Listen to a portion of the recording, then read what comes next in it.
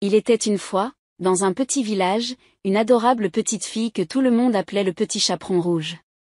Elle était connue pour son joli chaperon rouge qu'elle portait tout le temps.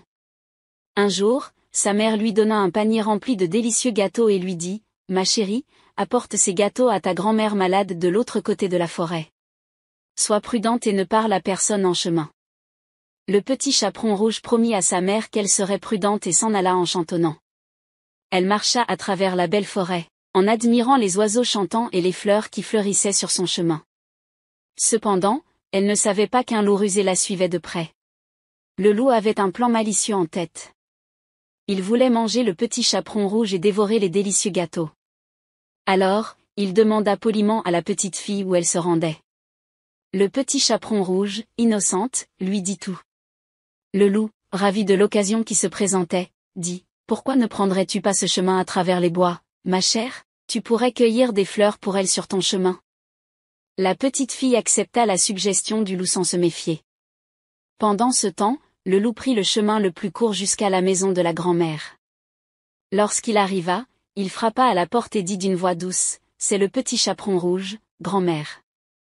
Je vous apporte des gâteaux et des fleurs. » La grand-mère, qui était au lit, répondit « Entre, ma chère. » Le loup entra, se précipita vers le lit et avala la grand-mère tout entière.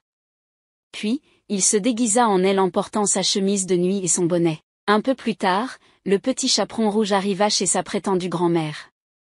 Elle fut surprise de voir la grand-mère dans le lit, avec le bonnet bien tiré sur la tête. Elle s'approcha et dit « Grand-mère, que vous avez de grands yeux. » Le loup répondit « C'est pour mieux te voir, mon enfant. » Le petit chaperon rouge continua « Grand-mère, que vous avez de grandes oreilles. » Le loup répondit à nouveau « C'est pour mieux t'entendre, mon enfant. » Finalement, le petit chaperon rouge remarqua « Grand-mère, que vous avez de grandes dents. » Le loup ne put plus résister, d'un bond, sauta hors du lit pour dévorer le petit chaperon rouge. Heureusement, un chasseur passait par là avait tout vu par la fenêtre, ayant entendu des bruits étranges venant de la maison de la grand-mère. Il trouva le loup endormi après son festin. Il prit un grand couteau et ouvrit le ventre du loup. À sa grande surprise, il trouva le petit chaperon rouge et la grand-mère à l'intérieur, tous les deux encore en vie, mais très effrayés. Le chasseur les sortit doucement du ventre du loup, et les deux femmes furent incroyablement reconnaissantes pour son intervention héroïque. Elles avaient très peur pendant leur séjour dans le ventre du loup, mais maintenant, elles étaient en sécurité. Le chasseur ne laissa pas le loup s'en tirer si facilement. Il remplit l'estomac du loup de pierres très lourdes pendant que le loup dormait profondément. Le loup se réveilla plus tard, se sentant terriblement lourd et mal à l'aise.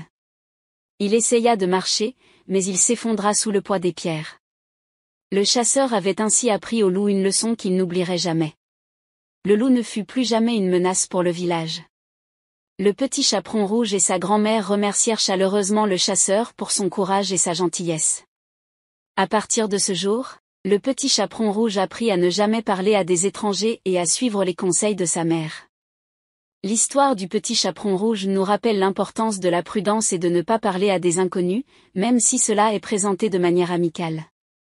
Elle montre également que le courage et l'aide des autres peuvent nous sauver lorsque nous faisons face à des situations dangereuses.